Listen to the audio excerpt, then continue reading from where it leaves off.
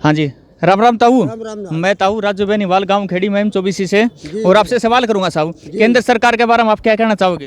केंद्र सरकार जो है ना, इतनी नाकारा सरकार तो कोई देखी ही नहीं थी अब भारत के आज़ाद इतिहास में।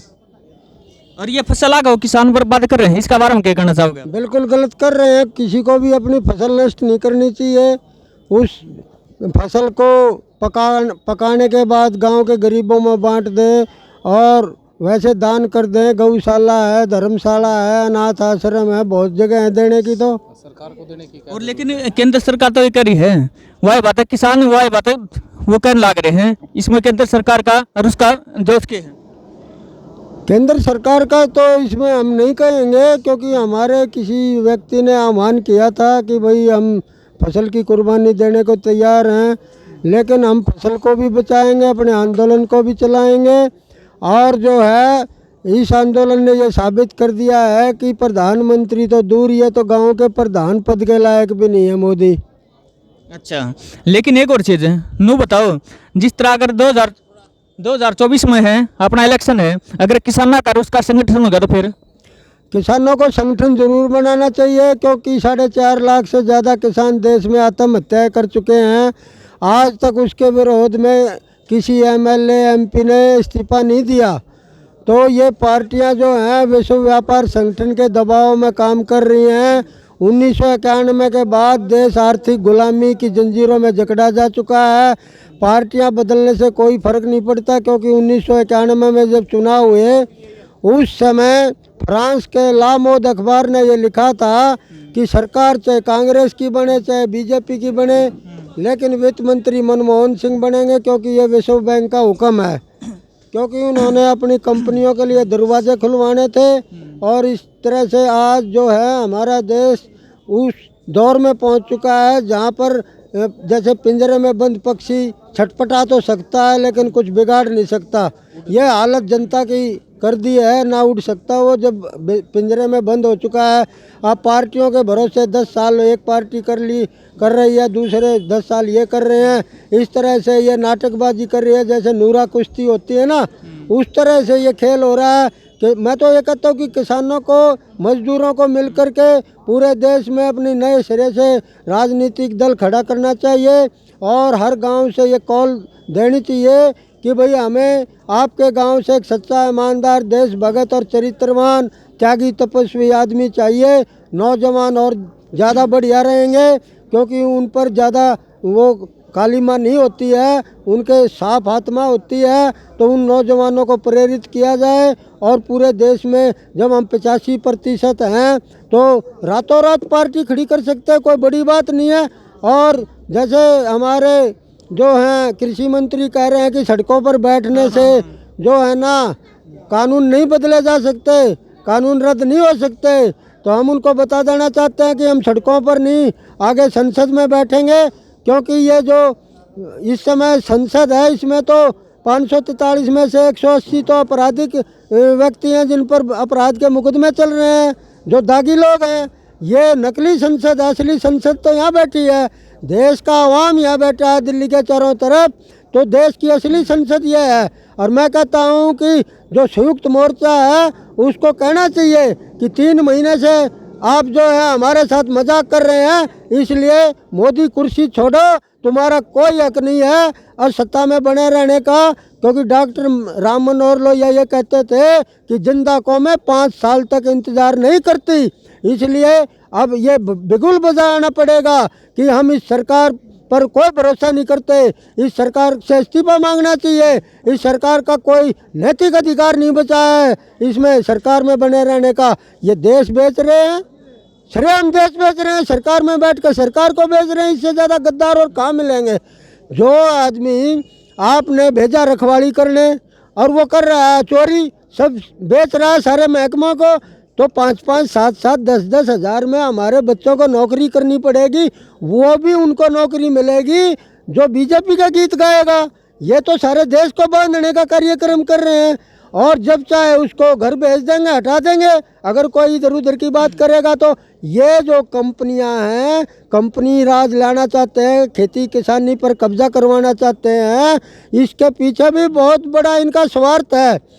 वे ये किसान तो चंदा नहीं देते पार्टियों को, और कहाँ से देंगे, ये खुद ही कर्जवान है। तो वे कंपनियां इनको चंदा देंगी और ये चुनाव जीतेंगे। ये सारे चैनल इन्होंने अपने काबू में कर लिए हैं, चैनलों के भरोसे ये अपनी करवाते हैं। जिस तरह से हमारे नौजवानों का इन्होंने मानसिक दिवालिया निकाल दिया है और बेकार रखा है। नौजवान बेचारे जानते नहीं असल में ये हमारे दुश्मन हैं, ये तो पूंजीपतियों के रखवाले हैं, उनको बढ़ाने वाले हैं, किसान मजदूर के दुश्मन हैं। और मैं तो ये कहता हूँ कि देश के भी दुश्मन हैं। जब इन्होंने 2017 में चुनावी बॉन्ड कानून बना दिया, जो अंबानी अडानी टाटा बिरला के पैसों से तो इनका पेट नहीं भरा, इन्होंने तो कानून बना दिया विदेशी कंपनियों से चुनाव में चंदा ले सकते हैं। उसके खिलाफ खुद चुनाव आयोग गया सबसे बड़ी अदालत में कि अगर ये कानून लागू हो गया, इसे निरस्त करो। अगर ये कानून लागू हो गया तो देश गुलाम हो जाएगा, विदेशी कंपनियों की मनमर्जी चलेगी, उनकी दादागिरी चलेगी, उन्हीं का शासन होगा। एक अर्थशास्त्री ने तो यहाँ तक लिखा है कि अब ईस्ट इंडिया कंपनी की तरह दूसरे देश पर फौज पुलिस रखने की जरूरत नहीं है। मनमोहन और मोदी जैसे आदमी पकड़ लो और अपने सारे काम कराओ, कोई खर्चा भी नहीं करना। यही काम अब हो रहा है। वो उनकी 3 तरह की नीतियाँ होती हैं विदेशी कंपनियों की, बड़ी बहुराष्ट्रीय दैत्यकार कंपनियां हैं। एक एक कंपनी का भारत सरकार से ज़्यादा बजट है। अब ये एक एप्पल कंपनी है, एप्पल कंपनी का बजट 170 देशों से ज़्यादा है, 170 देश गरीब हैं उससे। तो ये इतनी बड़ी कंपनियों से ये किसान कैसे टकराएंगे, कैसे पार पाएंगे?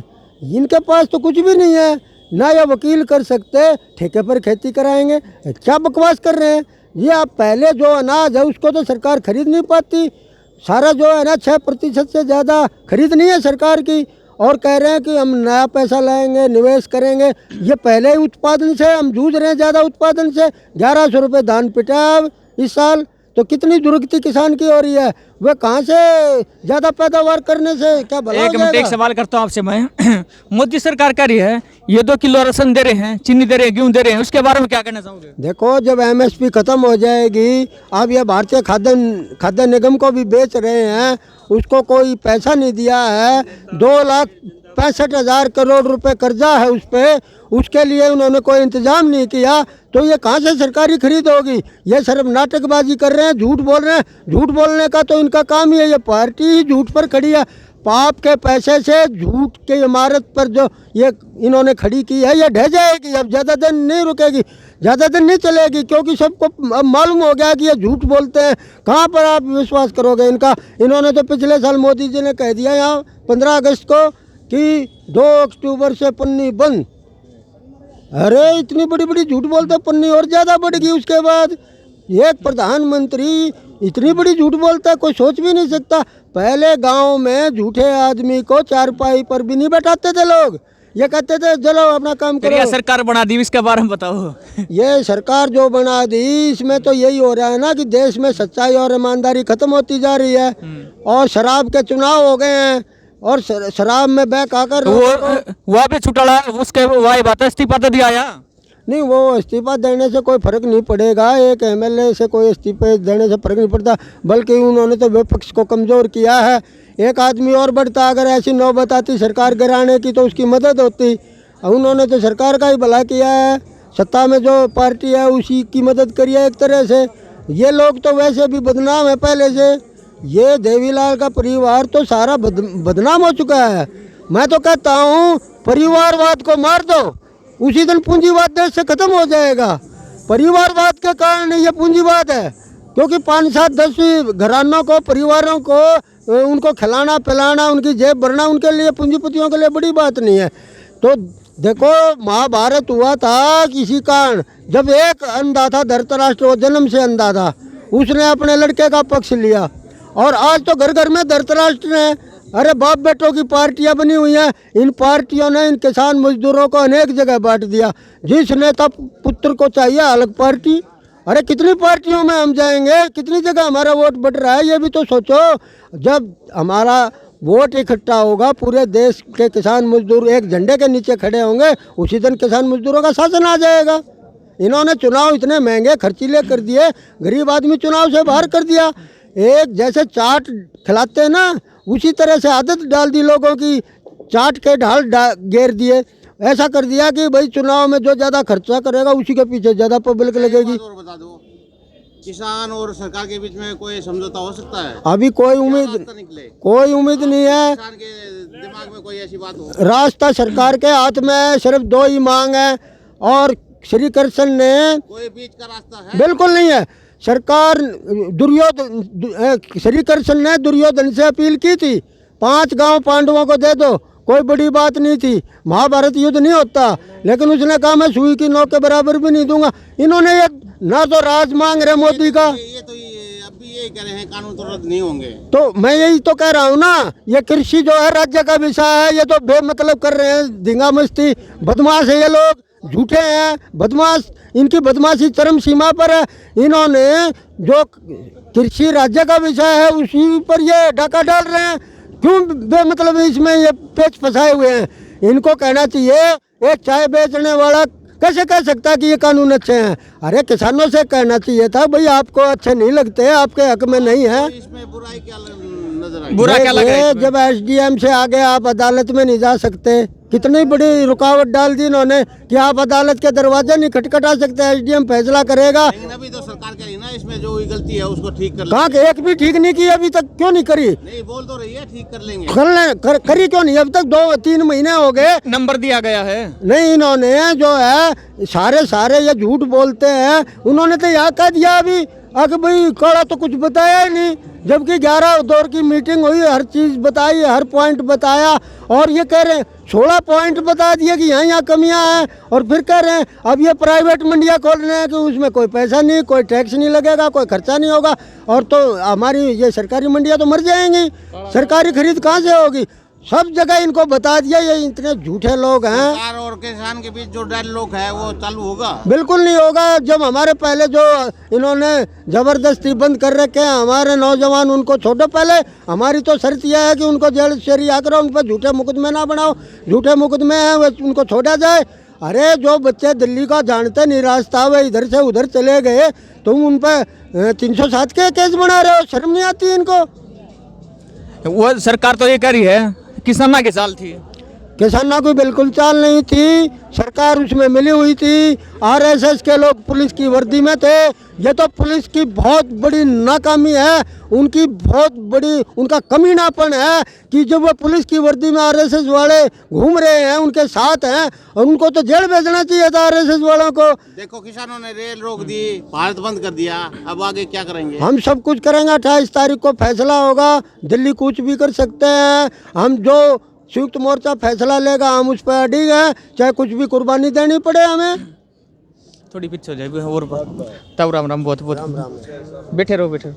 हाँ भाई राम राम, बुझ जाएंगे और भाई ठीक भाई, ठीक सो गए भाई? राम राम। राम राम बीरा। आप कहाँ से हो भाई? मैं गांव दुबलदन माजरा से हूँ, डिस्ट्रिक्ट झज्जर से। अच्छा, शुभ नाम आपका? मेरा नाम विजय कुमार है। अच्छा, तो सरकार को कोई संदेश देना चाहोगे आप? सरकार को मैं, मोदी सरकार को यही संदेश देना चाहता हूँ कि किसानों की जो मांग है वो पूरी करे, और अपने जो काले कानून बनाए हैं किसानों जो कृषि के विरोध हैं उनको वापस ले। यही मेरी मोदी सरकार से प्रार्थना है। वो अजय चौटाला है, अबे चौटाला है, इस्तीफा तो दिया है किसान खातर है। फिर इस्तीफा दे तो क्यों है? इस्तीफा दिया था क्या मना होता? उन्होंने तो विपक्ष कमजोर कर लिया अपना। अगर विपक्ष में कोई आदमी होता तो सरकार के खिलाफ और आवाज उठाता।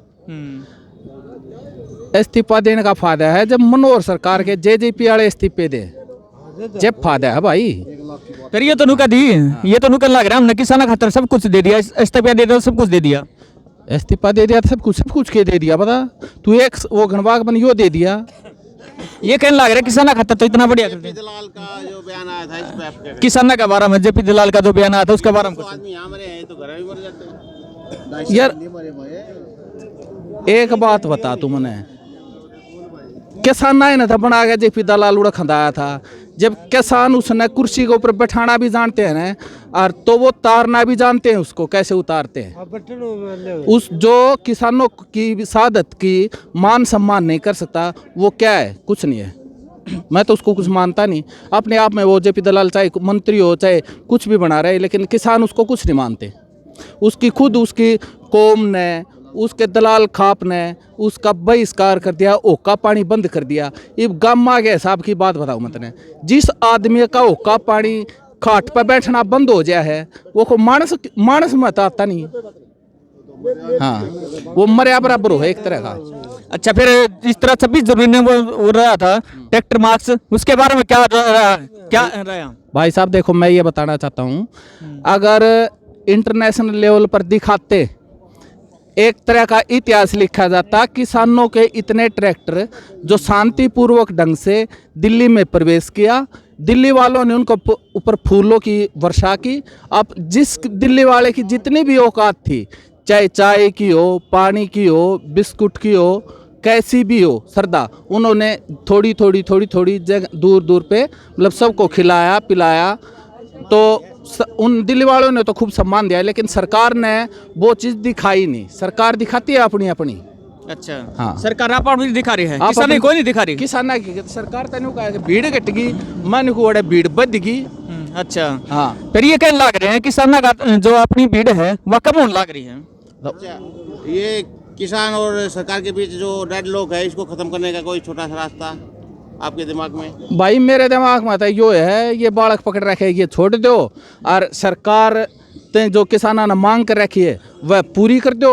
यो तो एक शर्त होगी ना, यो तो शरत होगी है तो किसानों की, और सरकार शरत टेकने लग रही है खींचेंगी फिर। नहीं, सरकार तो शर्त नहीं टेक क्यों सरकार? एक तो बात, एक मिनट आप ये बताओ, अगर आपको एक रोटी की भूख है और मैं आपके मुख में जबरदस्ती दूसरी रोटी ठोकूं तो आप खा लोगे? खा लोगे के? देखो सबका यही सवाल है। और एक हमारे ताऊ तो सवाल पूछते हैं। ताऊ राम राम है, कहाँ था आप? मैं बरासरी हूँ यार। अच्छा, ताऊ कै दिन तोड़े? मैं तो गड़े दिन सागवान हूँ मैं। अच्छा, सागवान तो हो, लेकिन कै दिन हो गया अपना यहाँ पे? अरे अठा धंधो में तो अनपीसा दिन तो अन तो ये बात है बोले। आपने क्या फैसला कराया ये पे? कोई फैसला बड़ा, कोई फैसला ऐलान होने जा रहे हो को? हुआ क्या तो फैसले तो मोदी करांगा, सीधा ही टकरावा भी हूँ, मान लो कि इंदिरा गांधी हर तरीके। अच्छा, फिर वही बात है, पक्की ऐलान हो गया? पक्का हो गया, बिल्कुल पक्का हो गया। पक्का हो गया तो ये तो मानना तो हाथ को नहीं, को नहीं मानने? लुगाइया नींद को नहीं आ रात ने बोले को मोदी जमीन ले जाओगा। अच्छा, ठीक है।